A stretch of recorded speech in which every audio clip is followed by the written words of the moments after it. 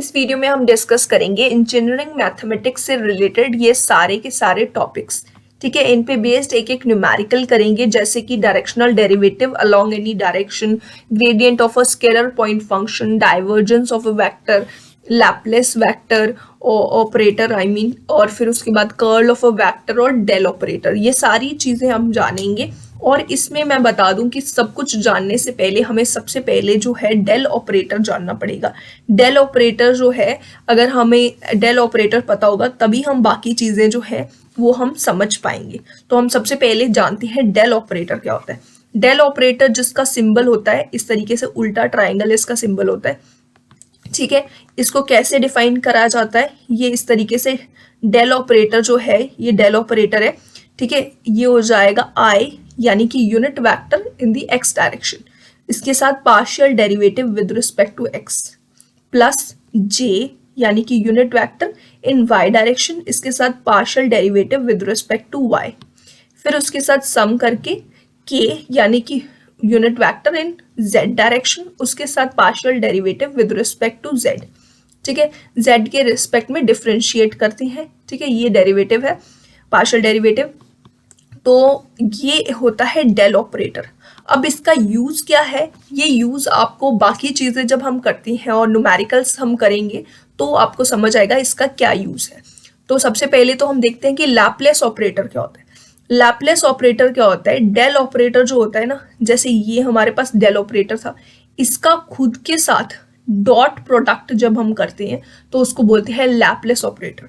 और इसको हम कैसे लिख सकते हैं, लैपलेस ऑपरेटर का ये सिंबल है, मतलब कि डेल ऑपरेटर का जो सिंबल है उसके ऊपर स्क्वायर जैसे लगा हुआ है, इसे कहेंगे हम लैपलेस ऑपरेटर। अब इसकी वैल्यू क्या आएगी, किस तरीके से इसको, मतलब इसको कैसे डिफाइन किया जाएगा। तो पहले हम डेल ऑपरेटर से उसका खुद का डॉट प्रोडक्ट करके इसको लैपलेस ऑपरेटर को निकालते हैं, फिर आपको समझ आ जाएगा।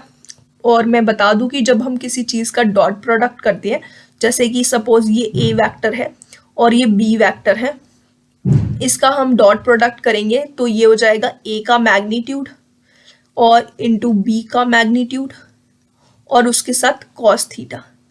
ठीक है, ये होता है ए और बी का डॉट प्रोडक्ट।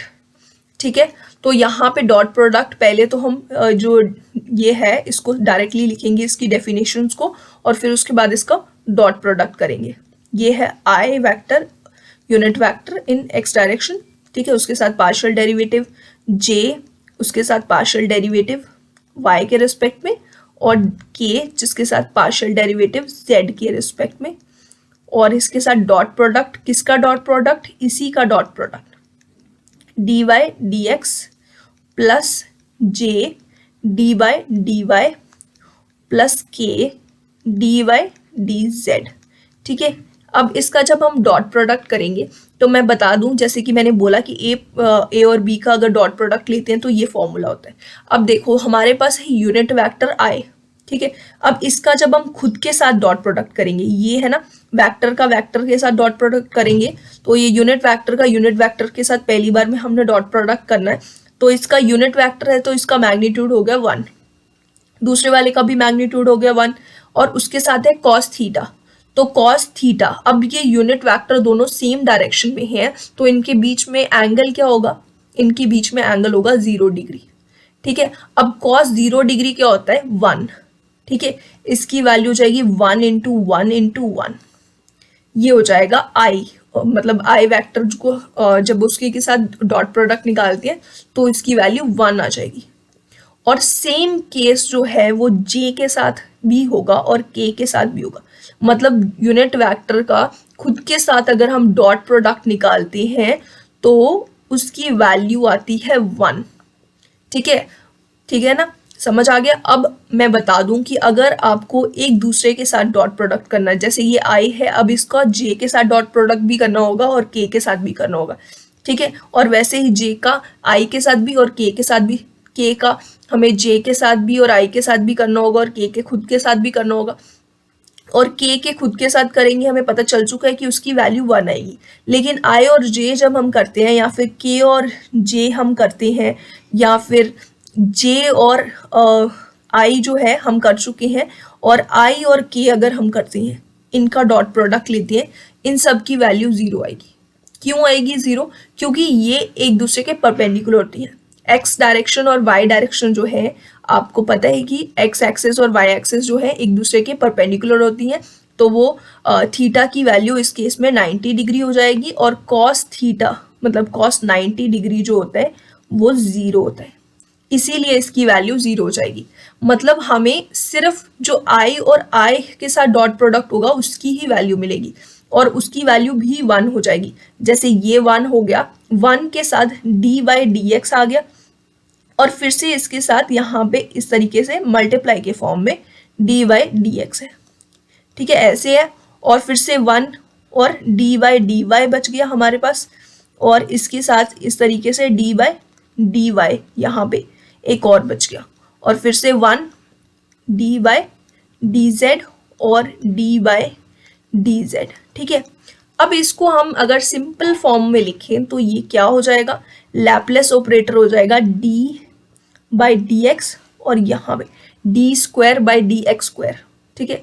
इस तरीके से हम इसको लिख सकते हैं, ये इसका लिखने का तरीका होगा। ये हो जाएगा हमारे पास लैपलेस ऑपरेटर। मतलब हमें दो बार x के रिस्पेक्ट में डिफरेंशिएट करना है, y के रिस्पेक्ट में डिफरेंशिएट करना और z के रिस्पेक्ट में डिफरेंशिएट करना है एक फंक्शन को, या जो भी हमें गिवन होगा, और उसका सम कर देना है, उसे कहा जाएगा लैपलेस ऑपरेटर। मतलब हमने उस फंक्शन पे लैपलेस ऑपरेटर लगा दिया है, ठीक है, ये होता है लैपलेस ऑपरेटर।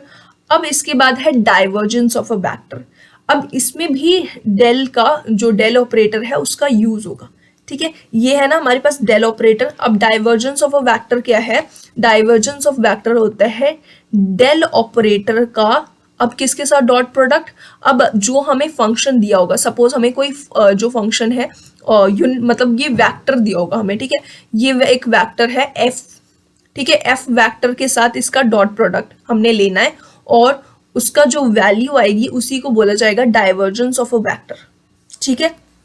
अब हम न्यूमेरिकल करते हैं, और ताकि आपको अच्छे से ये समझ आए, जैसे कि ये एक वेलोसिटी वेक्टर दिया हुआ है, ठीक है, इसकी ये वेलोसिटी वेक्टर हमें दिया हुआ है यहाँ पे, और इसका हमें निकालना है डाइवर्जेंस, ठीक है, divergence of the velocity vector किस पॉइंट पे, 1 1 1 पॉइंट पे, ठीक है। तो इसका डाइवर्जेंस क्या हो जाएगा, डाइवर्जेंस ऑफ वी वेक्टर हो जाएगा डेल्टा, डेल मतलब डेल ऑपरेटर, ठीक है, इसके साथ वी, ठीक है, इसका डॉट प्रोडक्ट। अब इसका डॉट प्रोडक्ट क्या आएगा, देखो हमारे पास हमें पता है कि आई का आई के साथ ही आएगा सिर्फ, मैं फिर भी आपको फिर से ऐसे लिख देती हूँ, D by D X plus J D by D Y plus K D by D Z, ठीक है, ये इस तरीके से। और इसके साथ डॉट प्रोडक्ट किसका है, 5xy आई प्लस 2y स्क्वायर जे प्लस 3z स्क्वायर y, इसको मैंने z स्क्वायर y लिख दिया, ठीक है, और फिर उसके बाद k, ठीक है, इस तरीके से है। अब इसका डॉट प्रोडक्ट जब करेंगे तो सिर्फ i का i के साथ डॉट प्रोडक्ट हो पाएगा, बाकियों के साथ i का j के साथ और k के साथ डॉट प्रोडक्ट जीरो हो जाएगा, ठीक है। तो इसकी वैल्यू क्या आएगी, d by D x of यहाँ पे 5xy, क्योंकि बाकियों के साथ जीरो ही हो गया, ठीक है, इन दोनों के साथ जीरो हो गया, फिर plus D by D Y, इसके साथ किसका आएगा 2y स्क्वायर, ठीक है, और फिर उसके बाद plus D by D Z, और यहाँ पे आ गया 3y z स्क्वायर, ठीक है, ये है ना 3y z स्क्वायर, ठीक है। अब हम इसको डिफरेंशिएट करते हैं तो इसकी वैल्यू क्या आती है, 5y जो है, अब पार्शियली डिफरेंशिएट कर रहे हैं तो 5y जो है वो कांस्टेंट हो गया, और x के रिस्पेक्ट में हम जब x के रिस्पेक्ट में x को ही डिफरेंशिएट करेंगे तो इसकी वैल्यू 1 आएगी, ठीक है। और उसके साथ अब हम करेंगे 2y स्क्वायर को डिफरेंशिएट, तो 2 तो कांस्टेंट है वो बाहर आ गया, और y स्क्वायर का डिफरेंशिएशन हो गई 2y, ठीक है, उसके साथ आ गया 2yz स्क्वायर। अब 3yz स्क्वायर है, 3y जो है ये कांस्टेंट है इसलिए हमने पहले बाहर निकाल दिया, z स्क्वायर की डिफरेंशिएशन 2z आ गई, ठीक है।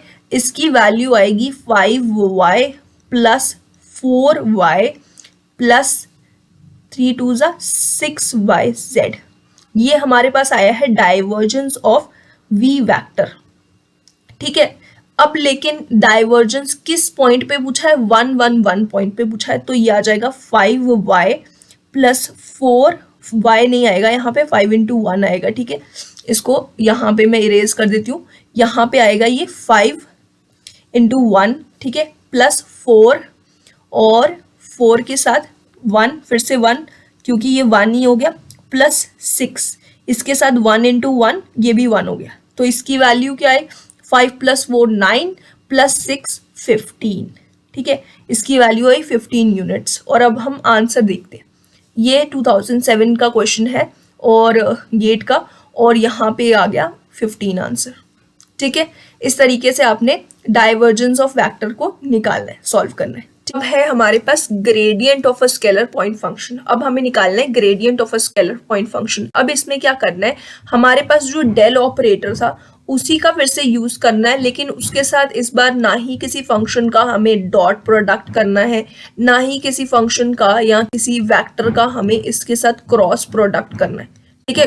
कुछ भी ऐसा नहीं करना है, हमने डायरेक्टली एक फंक्शन को लेके इसके साथ मल्टीप्लाई कर देना है, ठीक है। और उसके बाद मल्टीप्लाई करने के बाद क्या होगा, जैसे हमारे पास कोई फंक्शन है सपोज f, ठीक है, यहाँ पे मैंने डॉट प्रोडक्ट लगा दिया, बट डॉट प्रोडक्ट नहीं लगाना, ठीक है, कुछ भी नहीं लगाना है। और इस तरीके से हमारे पास कोई फंक्शन है, हमने क्या करना है, ये जैसे हमारे पास f कोई फंक्शन है जिसकी वैल्यू है x square plus Y square plus Z square suppose, ठीक है। तो हमने क्या करना है, ये i d by D X था और उसके साथ j d by D Y plus k d by D Z, ठीक है, कुछ ऐसे ही था हमारे पास जो हमारा डेल ऑपरेटर है, ठीक है। अब हमने क्या करना है, पूरा का पूरा फंक्शन हर जगह लिख देना है, X square plus Y square plus Z square, ठीक है, यहाँ पे भी लिख दिया, यहाँ पे भी लिख दिया X square plus Y square plus Z square, ठीक है, और यहाँ पे भी लिख दिया X square plus Y square plus Z square. मतलब इसको सबके साथ, इस फंक्शन का हमने हर एक के साथ डिफ्रेंशिएट करना है, एक्स के साथ भी डिफ्रेंशिएट करना है, इसको वाई के साथ भी और जेड के साथ डिफ्रेंशिएट कर देना है, और यूनिट वेक्टर्स को बिल्कुल टच भी नहीं करना, ठीक है। अब हम जब ये पार्शियली डिफ्रेंशिएट कर रहे हैं तो इसकी वैल्यूज जो है ये आ जाएंगी 2x प्लस जे, वैसे ही यूनिट वेक्टर्स जो है वैसे ही रहेंगे, 2y प्लस k जो कि यूनिट वेक्टर है उसको वैसे ही रखना है, और उसके बाद 2z। ये इस तरीके से आएगा हमारा gradient of a scalar function. ये बस मैंने एग्जाम्पल के लिए बताया है, आपको क्वेश्चन सॉल्व करती हैं तो और अच्छे से समझ आएगा, ठीक है। ये हमारे पास एक फंक्शन है जिसकी वैल्यू दी हुई है X square plus 3y square plus 2z square, ठीक है, इस तरीके से दिया हुआ है, और हमें बोला है कि एक ग्रेडियंट निकालना है एट द पॉइंट 1 2 -1, ठीक है। इस पॉइंट पे हमें ग्रेडियंट इसका निकालना है, तो हम कैसे निकालेंगे, ये डेल ऑपरेटर, इसके साथ f, ठीक है, और इसके साथ क्या आएगा, i d by D x, ठीक है, इस तरीके से हम डेल ऑपरेटर को लिखते हैं, plus j d by D Y, ठीक है, फिर उसके बाद k d by D Z, ठीक है, इस तरीके से हमने लिख देना है पहले तो। फिर उसके बाद पूरा फंक्शन, जैसे कि मैंने आपको बोला, पूरा फंक्शन आपको यहाँ पे लिखना है। ये जो फंक्शन है इस पूरे को हमने इसके साथ मल्टीप्लाई कर दिया, तो ये हर जगह ये फंक्शन आएगा, x square plus 3y square plus 2z square, और यहाँ पे भी आ गया x square plus 3y square plus 2z square, फिर यहाँ पे भी आ गया x square plus 3y square plus 2z square, ठीक है। इस तरीके से ये फंक्शन आ गया, और आपने इसको अब डिफ्रेंशिएट कर देना है x के रिस्पेक्ट में। जब डिफ्रेंशिएट करेंगे तो यहाँ आ जाएगा 2x, और जब हम यूनिट वेक्टर्स को वैसे ही रखना है, ठीक है, यूनिट वेक्टर्स को बिल्कुल टच भी नहीं करना है। जब हम y के रिस्पेक्ट में करेंगे तो ये आ जाएगा 6y, है ना, 3y स्क्वायर की डिफ्रेंशिएशन हो जाएगी y के रिस्पेक्ट में 6y, ठीक है। और z के रिस्पेक्ट में जब हम इसको डिफरेंशिएट करेंगे तो ये आ जाएगा, बाकी सबको z के रिस्पेक्ट में करेंगे तो बाकियों को कांस्टेंट कंसीडर करना है ना, पार्शियल डेरिवेटिव है, इसमें भी ऐसे किया था हमने, इसमें भी सेम किया, और यहाँ पे आ जाएगा 4z, ठीक है, ये 2z² को हमने डिफरेंशिएट किया z के रिस्पेक्ट में, बाकी सब 0 हो गए हैं। पार्शियल डेरिवेटिव है, याद रखना पार्शियल डेरिवेटिव है, इसलिए बाकी सबको सिर्फ जो है हमें देखना है कि ये किसके रिस्पेक्ट में डिफरेंशिएट करें, जिसके रिस्पेक्ट में डिफरेंशिएट करें उसको छोड़ के बाकी सारे जो है जितने भी वेरिएबल्स x y z जो भी था हमारे पास, जैसे x के रिस्पेक्ट में कर रहे हैं तो y और z जो हमारे पास हैं ये सारे कांस्टेंट कंसिडर किए जाएंगे, ये आपको भूलना नहीं है, ठीक है। तो अब पॉइंट कौन सा बोला हुआ, 1 2 और -1 पॉइंट पे 1, 2, -1 पे हमें पूछा है कि इसका ग्रेडियंट क्या होगा। इसका ग्रेडियंट हो जाएगा 2 और x की वैल्यू यहाँ पे 1 ही है तो इसके साथ 2 के साथ मल्टीप्लाई किया 1 तो 2 ही आया, प्लस y की वैल्यू 2 है तो 6 2 12y, ठीक है। फिर उसके बाद जो है लास्ट जो है z उसकी वैल्यू है -1 तो मतलब -4k, ठीक है। यहाँ पे मैंने y लिख दिया, ये j है, ठीक है। इस तरीके से ये हमारे पास आ गया इसका ग्रेडियंट, ठीक है। इस फंक्शन का ग्रेडियंट मतलब हमने डेल ऑपरेटर के साथ इसको मल्टीप्लाई कर दिया काइंड ऑफ, ठीक है। इसकी वैल्यू क्या आई, ये देखो 2i + 12j - 4k, यही हमारा आंसर आया। इसके बाद है directional derivative along any direction, ठीक है। अब हमें जानना है डायरेक्शनल डेरिवेटिव के बारे में।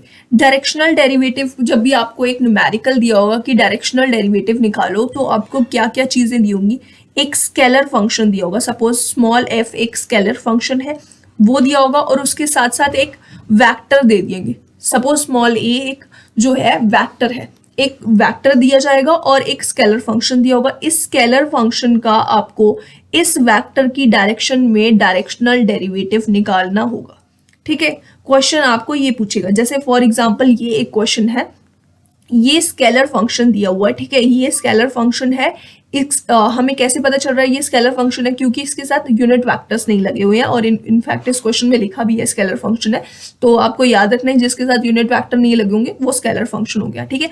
ये स्केलर फंक्शन जो है इसका हमें the directional derivative at the point P, एक पॉइंट पे डायरेक्शनल डेरिवेटिव निकालना है in the direction of vector this. ये एक वेक्टर दिया है, इसकी डायरेक्शन में हमें डायरेक्शनल डेरिवेटिव निकालना है इस स्केलर फंक्शन का, ठीक है। और किस पॉइंट पे निकालना है, इस पॉइंट पे निकालना है। इस पॉइंट का बिल्कुल लास्ट में यूज होगा, हमें ये दो मेन चीजें हैं जो कि जाननी है। अब हम डायरेक्शनल डेरिवेटिव निकालते कैसे हैं ये हम जानते हैं। हम इसमें क्या करना होता है, ये जो एक वेक्टर दिया होता है इसका हमें पहले निकालना होता है यूनिट वेक्टर, इसको हमें वेक्टर को यूनिट वेक्टर में कन्वर्ट करना है, ठीक है। वो कैसे करना है मैं क्वेश्चन जब करेंगे तब समझाऊंगी, ठीक है। यहाँ पे फिर उसके बाद हमें डॉट प्रोडक्ट लेना है इसके साथ ग्रेडियंट का, ठीक है। इस फंक्शन के, ये जो स्केलर फंक्शन है इसके स्केलर फंक्शन के ग्रेडियंट का इसके साथ डॉट प्रोडक्ट लेना है, ठीक है। हमने इसके साथ इसका डॉट प्रोडक्ट लेना है, क्योंकि ग्रेडियंट जो है आप देख सकते हो जो हमने अभी अभी न्यूमेरिकल किया, ग्रेडियंट जो है वो वेक्टर ही आएगा, ठीक है। एक वेक्टर के फॉर्म में आएगा और वेक्टर का दूसरे वेक्टर के साथ हम डॉट प्रोडक्ट ले सकते हैं, तो ये हो जाता है हमारा डायरेक्शनल डेरिवेटिव। ये हो जाएगा हमारे पास डायरेक्शनल डेरिवेटिव, ठीक है। हम अब इसको सॉल्व करेंगे, ये जो हमारे पास न्यूमेरिकल है इसी को हम सॉल्व करेंगे, ठीक है। हम क्वेश्चन सॉल्व करते हैं। ये देखो ये हमारे पास है फंक्शन f जिसका है मतलब इसकी वैल्यू है x² + 3y² + 2z², ठीक है। ये हमें एक स्केलर फंक्शन दिया हुआ है, ठीक है। और एक वेक्टर जिसको हम a सपोज कर लेते हैं, इसकी वैल्यू है i - j + 2k। ये यूनिट वेक्टर्स है x y z की डायरेक्शन में, ठीक है। अब पहले तो मैंने बोला था आपको यूनिट वेक्टर निकालना होगा इसका, ठीक है। इसको यूनिट वेक्टर में कैसे कन्वर्ट करना है ये मैं पहले बता देती हूँ आपको। आपको क्या करना है, इस वेक्टर को पहले तो एज इट इज लिखना है, उसके बाद उसको डिवाइड करना है इसके मैग्नीट्यूड से, ठीक है। अब ये वेक्टर क्या दिया हुआ है, हमें दिया हुआ है i - j + 2k। मैंने इसको एज इट इज लिख दिया और अब मैं इसको डिवाइड करूंगी इसके मैग्नीट्यूड से। मैग्नीट्यूड कैसे निकलेगा, रूट और ये जो i के साथ क्या है कांस्टेंट 1 का स्क्वायर प्लस यहाँ पे j के साथ कांस्टेंट -1 है तो -1 का स्क्वायर, ठीक है, प्लस यहाँ पे 2 जो है कांस्टेंट है k के साथ तो 2 का स्क्वायर, ठीक है। अब इसकी वैल्यू क्या आई, i minus J plus 2k, ठीक है, डिवाइडेड बाय यहाँ पे 1 प्लस 2, क्योंकि -1 का स्क्वायर 1 ही हो गया, ठीक है, 2 प्लस 4, 1 प्लस ये 1 इसका मतलब 2, 2 प्लस 4 यानी कि 6, ठीक है। इसके नीचे इसको 6 से डिवाइड कर देना। अभी के लिए हम इसको चाहें तो लिख भी सकते हैं ओपन करके, पर अभी के लिए हम इसको ऐसे ही रहने देते हैं, ठीक है। अब हम निकालते हैं gradient of this function. Gradient कैसे निकालना मैंने आपको बताया हुआ है। हमने यूनिट वेक्टर लिख दिया और मतलब कि डेल ऑपरेटर को पहले लिख दिया, ठीक है, और इसके साथ हर एक के साथ हमने x square plus 3y square plus 2z square इस तरीके से लिखते जाना, ठीक है।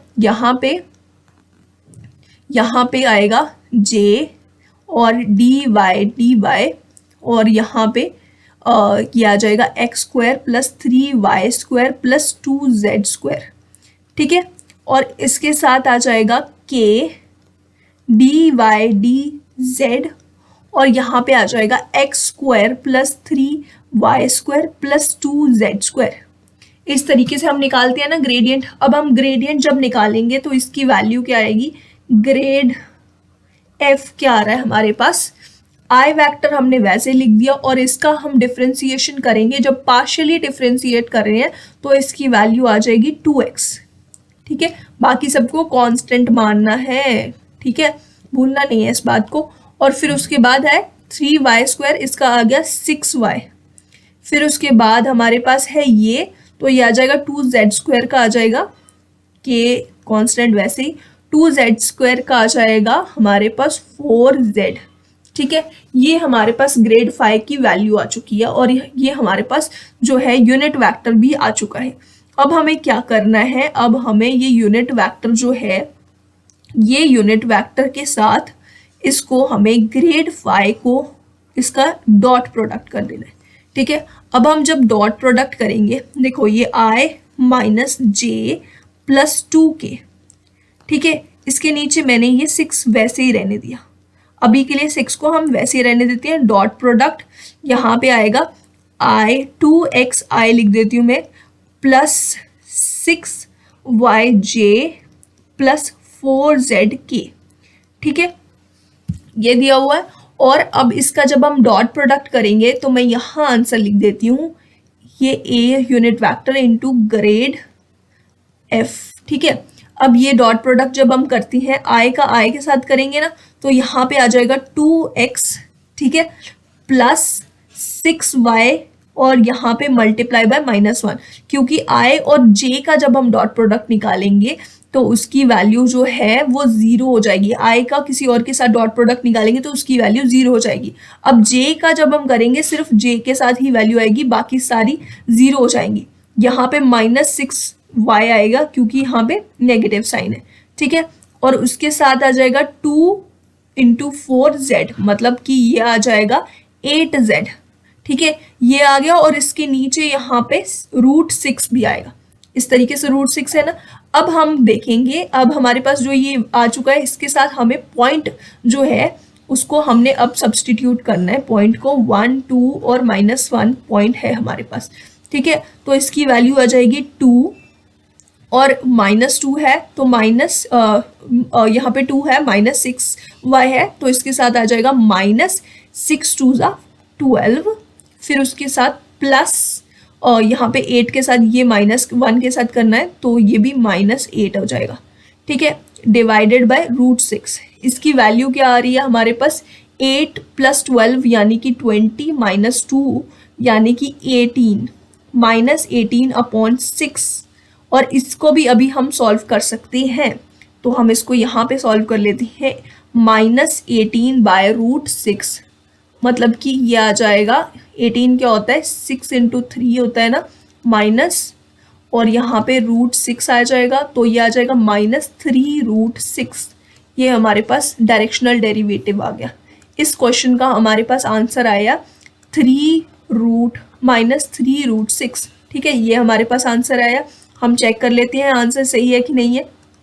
ठीक है, ये हमारे पास है, ये इसका आंसर -3√6। इस तरीके से आपको डायरेक्शनल डेरिवेटिव निकालना है। ठीक है, और इसके बाद हमारे पास है कर्ल ऑफ अ वेक्टर। अब कर्ल ऑफ अ वेक्टर में क्या करना होता है, जैसे हम पहले डॉट प्रोडक्ट कर रहे थे, कभी मल्टीप्लाई कर रहे थे, इस बार हमें क्या करना है, इसको डायरेक्टली हमें इस पर क्रॉस प्रोडक्ट करना है। मतलब एक फंक्शन हमें दिया होगा, कर्ल क्या होगा, curl F. Suppose curl F कोई वेक्टर है हमारे पास, दो वेक्टर के बीच का ही क्रॉस प्रोडक्ट निकलता है। ठीक है, तो कर्ल जो है वो हो जाएगा हमारे पास डेल ऑपरेटर जो है उसके साथ हमें इसको डॉट प्रोडक्ट करना है फंक्शन का। ठीक है, इस फंक्शन का हमने जब डेल ऑपरेटर के साथ क्रॉस प्रोडक्ट करेंगे तो हमें मिलेगा कर्ल।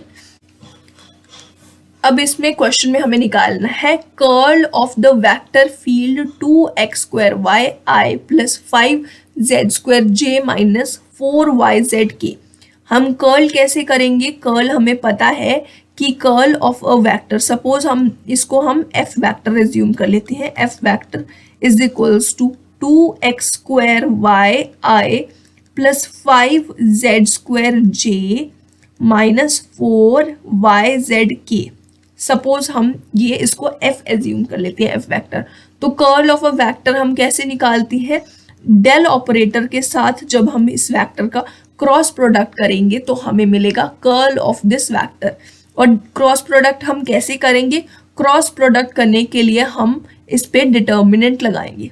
ठीक है, आई जे के हमने लिख दिया, उसके साथ हमने d/dx लिखा, डेल ऑपरेटर के साथ जो होती है y और d/dz। ठीक है, d/dx, d/dy, d/dz। ठीक है, इस तरीके से लिख दिया। अब इसके साथ i के साथ यहाँ पे क्या है 2x² और j के साथ क्या है यहाँ पे 5z², यहाँ पे है k के साथ -4yz। ठीक है, इस तरीके से है। तो हम इसको अब सॉल्व करेंगे डिटर्मिनेंट को। डिटर्मिनेंट को जब हम सॉल्व करते हैं तो एक सेकेंड, जब हम इस डिटर्मिनेंट को सॉल्व करेंगे तो आई वेक्टर एज इट इज यहाँ पे बाहर आ गया। अब आई वेक्टर को जब हम करेंगे तो ये जो इतना पोर्शन होगा ना, इतना पोर्शन हम लिख देंगे यहाँ पे d/dy। ठीक है, और इस तरीके से अगर हम चाहें तो वैसे ही लिख सकते हैं, इस तरीके से 5z² माइनस 4yz। ठीक है, इस तरीके से लिख सकते हैं। चाहे तो हम इसको डायरेक्टली मल्टीप्लाई भी कर सकते थे, बट अब हम ऐसे ही लिख देते हैं। ठीक है, जे आ गया। अब जे को जब करना है तो इसको भूल जाना है और इसको भूल जाना है बाकी चीज़ों को, और इसको यहाँ पे हमने लिख देना है d/dx और 2x²y, फिर उसके बाद d/dz और -4yz। ठीक है, और यहाँ पे माइनस साइन आएगा। ठीक है, ये मैंने गलती से यहाँ पे प्लस लिख दिया, यहाँ पे माइनस साइन आएगा। ठीक है, यहाँ पे हमें माइनस साइन लिखना है और फिर उसके बाद फिर से प्लस आएगा के, और के के साथ क्या आएगा। ठीक है, इसको भूल जाना है अभी के लिए, और ये इतने पोर्शन को हमने फिर से लिख देना है d/dx और 2x² और d/dy और 5z²। ठीक है, अब हमने इसको सॉल्व करना है, इसकी वैल्यू आ जाएगी आई, हमने ऐसे ही लिखना है क्योंकि हमने दो वेक्टर्स का, क्योंकि ये जो आई है हमारे डेल ऑपरेटर के साथ आई जे के यूनिट वेक्टर्स थे, दो वेक्टर्स का हम जब क्रॉस प्रोडक्ट करते हैं तो हमें एक वेक्टर ही मिलता है। ठीक है, तो जब हम इन दोनों को सॉल्व करते हैं तो ये आ जाएगा d/dy of -4yz minus d/dz of 5z²। ठीक है, ये आ गया।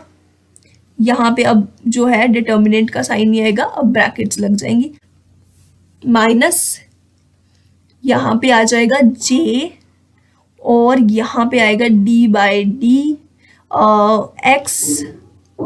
और इसमें -4yz माइनस d/dz। ठीक है, इसके साथ आ जाएगा 2x²y। ठीक है, इसके साथ आ जाएगा प्लस k और d/dx। ठीक है, इसके साथ आ गया 5z² माइनस dy और यहाँ पे आ गया 2x स्क्वायर y, ठीक है, और यहाँ ब्रैकेट क्लोज हो गई, ठीक है। इसकी वैल्यू आएगी i। अब हम इसको डिफ्रेंशिएट करेंगे तो ये आ जाएगा -4z, क्योंकि वो -4z हमने कॉमन निकालना है, और y के साथ जब हम जो इसको डिफ्रेंशिएट करेंगे y के ही रिस्पेक्ट में y को डिफ्रेंशिएट करेंगे तो उसकी वैल्यू 1 आएगी, तो मैं 1 यहाँ नहीं लिख रही हूँ। फिर उसके बाद -5z स्क्वायर को जब हम डिफ्रेंशिएट करते हैं तो 10z इसकी वैल्यू आएगी, ठीक है। फिर उसके बाद -j, और यहाँ पे हम अगर डिफ्रेंशिएट करते हैं ये पूरा ही कांस्टेंट कंसिडर किया जाएगा, और यहाँ पे जब हम इसको डिफ्रेंशिएट करेंगे तो ये कांस्टेंट है पूरा, तो इसकी वजह से ये 0 हो जाएगा। अब z की रिस्पेक्ट में डिफ्रेंशिएट करें, यहाँ पे भी z नहीं है ऊपर, तो इसका मतलब ये भी 0 हो गया, ठीक है। प्लस k, और यहाँ पे अगर हम देखें यहाँ पे भी ये जो है ये पूरा का पूरा कांस्टेंट कंसिडर किया जाएगा, इसमें x नहीं है इसलिए ये 0 हो जाएगा। फिर उसके बाद है 2x स्क्वायर y। अब ये y के रिस्पेक्ट में डिफ्रेंशिएट कर रहे हैं तो यहाँ पे वैल्यू आएगी 2x स्क्वायर। y जो है वो उसकी वैल्यू आ जाएगी, y के रिस्पेक्ट में डिफ्रेंशिएट किया तो 1 ही आ जाएगा। चलो मैं 1 यहाँ पे ऐसे लिख देती हूँ। तो ये इसका आंसर क्या आएगा, यहाँ पे आ जाएगा ये माइनस टाइम्स 4z, 4z और 10z जो है दोनों z है, तो इसको हम लिख सकते हैं 14z, ठीक है। माइनस टाइम 14z i, फिर उसके बाद -2x स्क्वायर k। ये हमारे पास आंसर आ गया इसका। अब हम चेक करते हैं, ये है ये आंसर, हाँ ये आंसर है, तो ये इसका आंसर हो गया, ठीक है। इस तरीके से हमें कर्ल निकालना है, क्रॉस प्रोडक्ट निकालना है इसका, ठीक है। दोनों का क्रॉस प्रोडक्ट करेंगे तो हमें ये मिलेगा।